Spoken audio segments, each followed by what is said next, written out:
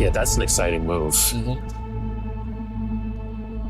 충분히 발표도 창의적이고 발표 선수고 굉장히 창의적인 선수였다. Except for the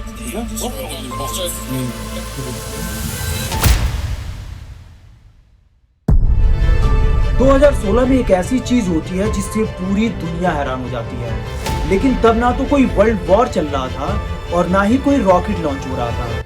अगर कुछ हो रहा था तो सिर्फ एक एंशिएंट चाइनीज गेम जिसका नाम था गो। Beating a professional player at Go is a long-standing challenge of artificial intelligence. 18-year-old South Korean player Lee Sedol conceded defeat to the machine. The battle between man versus machine. Computer just came out the victor. Google put its DeepMind team to the test against one of the brightest minds in the world. सैकड़ों सालों से चला आ रहा intellectuals का game chess, जिसे काफी focus के साथ खेलना पड़ता है और इसीलिए इसे गेम ऑफ किंग्स भी कहते हैं। लेकिन गो एक ऐसा कॉम्प्लेक्स गेम है कि जहां 2 मूव्स के बाद चेस में पूरे 400 पॉसिबल पोजीशंस होते हैं, वहीं गो में 1,29,000 पॉसिबल पोजीशंस होते हैं। ये गेम इतना कॉम्प्लेक्स है कि इसकी कॉम्प्लेक्सिटी की तुलना चेस से की ही नहीं जा सकती। इवन इस यूनिवर्स में जितने एटम्स हैं उससे भी ज्यादा गेम्स गो पर खेले जा सकते हैं। अगर सारे प्लैनेट, सारे स्टार, सारी गैलेक्सी के एटम्स को भी काउंट कर लिया जाए, लेकिन फिर भी सिंपल से बोर्ड पे जितने गेम्स खेले जा सकते हैं उससे कम पड़ जाएंगे। ये गेम सच में इतना ज्यादा कॉम्प्लेक्स है कि दुनिया के सबसे इंटेलेक्चुअल लोग भी यही मानते थे कि कोई मशीन इस गेम को तो जीत ही नहीं सकती। लेकिन आपको पता है 2016 में पूरी दुनिया शॉक हो जाती है। क्यों? क्योंकि गो का वर्ल्ड चैंपियन एक कंप्यूटर से हार जाता है। Biggest step forward in artificial intelligence and technology. AlphaGo. It was developed playing simple computer games, and now it's about to take on the best player in the world. Hi, Alpha. Hello there. We've done this thing and it might be kind of a big deal. I was just excited. It'll be the biggest thing yet. जब Elon Musk और PayPal के founder Peter Thiel Google की इस progress को देखते हैं तो उन्हें डर लगने लगता है कि कहीं गूगल दुनिया की सबसे पावरफुल कॉर्पोरेशन ना बन जाए। क्योंकि गूगल के पास हर एक चीज थी, उसके पास दुनिया के सबसे बेस्ट रिसर्चर्स थे और इतने ज्यादा रिसर्चर्स जितने पूरी दुनिया में किसी और कंपनी के पास नहीं थे। लेकिन पूरी दुनिया हैरान हो जाती है ये जानकर कि एआई रिवॉल्यूशन लाने वाले ना तो लैरी पेज थे, ना सर्गी ब्रिन और ना ही सुंदर पिचाई थे। वो एक ऐसा इंसान था जिसे कोई नहीं जानता था, लेकिन वो एक ऐसा प्रोडक्ट लॉन्च करता है जो गूगल के साथ साथ पूरी दुनिया को ही हैरान करके रख देता है। In the world of artificial intelligence, there's been one name that's been on everyone's lips lately. Please, welcome to the stage, Sam Altman. Today, we are launching ChatGPT. ChatGPT ChatGPT. Has been hailed as a game changer.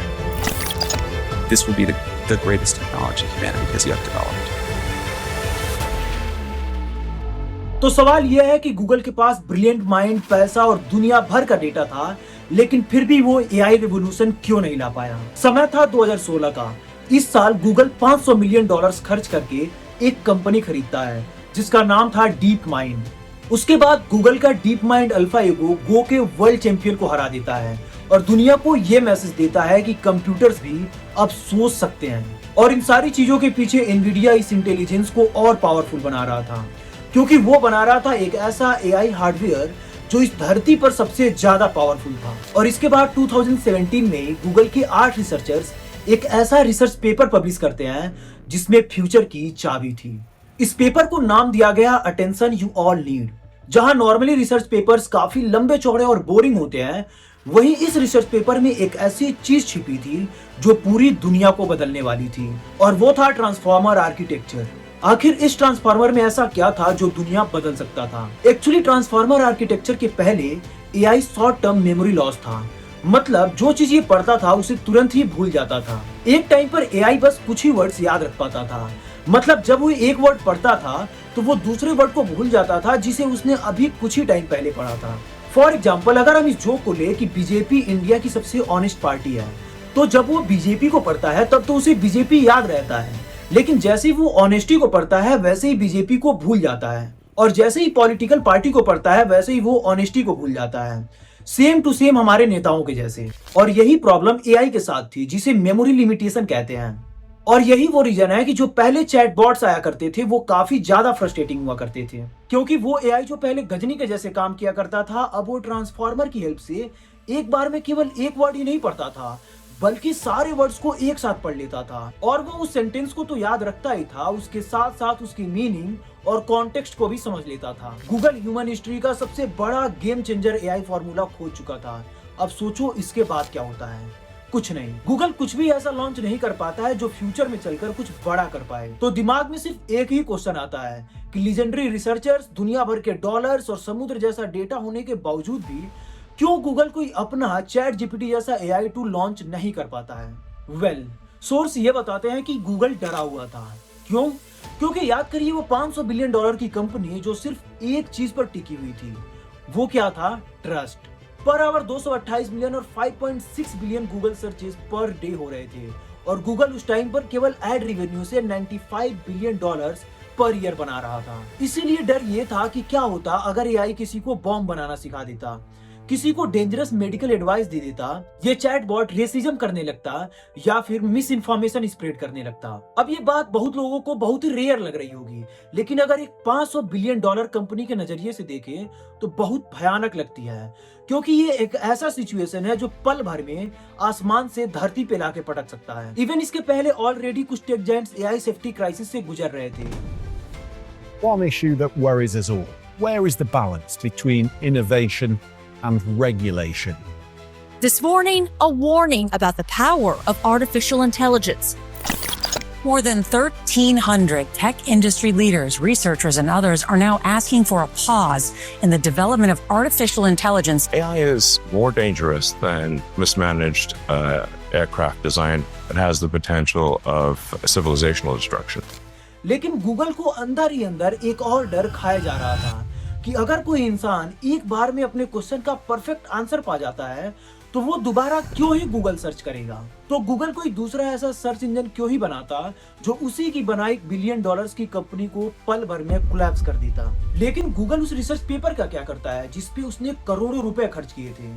कुछ नहीं, बस उसे वो लोग publish करते हैं, academics award जीतते हैं और अपने घर चले जाते हैं। लेकिन गूगल जब डरा हुआ था तब दूर बैठा एक आदमी इन सारी चीजों को काफी केयरफुली देख रहा था, और वो सिर्फ देख ही नहीं रहा था। सैन फ्रांसिस्को के एक मॉडर्न ऑफिस में बैठकर ये आदमी गूगल के द्वारा एआई पे पब्लिश किए गए हर एक रिसर्च पेपर को डीपली एनालाइज कर रहा था। वो ना तो गूगल से था, ना तो माइक्रोसॉफ्ट से था, और ना ही कोई $1 बिलियन कंपनी चला रहा था। लेकिन एक चीज उसके पास ऐसी थी जो गूगल के पास नहीं थी, और वो ये था कि उसके पास खोने के लिए कुछ भी नहीं था। नाउ सैम अल्टमैन और उनकी टीम इस पेपर पे बेस्ड प्रोडक्ट बिल्ड करना शुरू कर देते हैं, और नवंबर 2022 में सैम अल्टमैन कुछ ऐसा करते हैं जिससे गूगल अब तक डरा हुआ था। वो चैट जीपीटी लॉन्च करते हैं।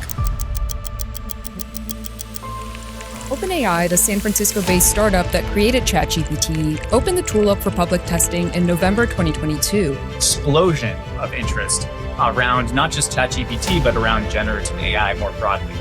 I've described this in a couple different scenarios as being akin to an iPhone moment.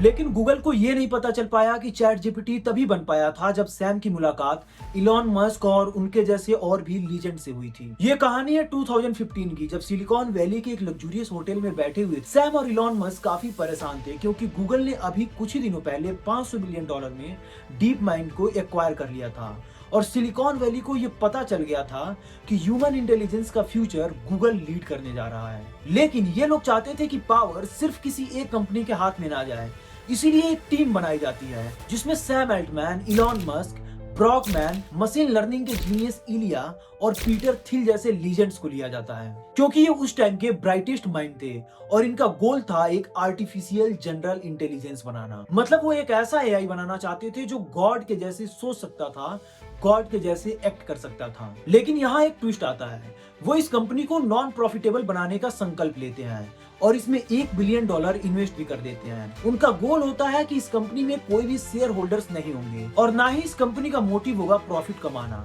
Just pure scientific thing, pure humanity के लिए, और वो भी फ्री में।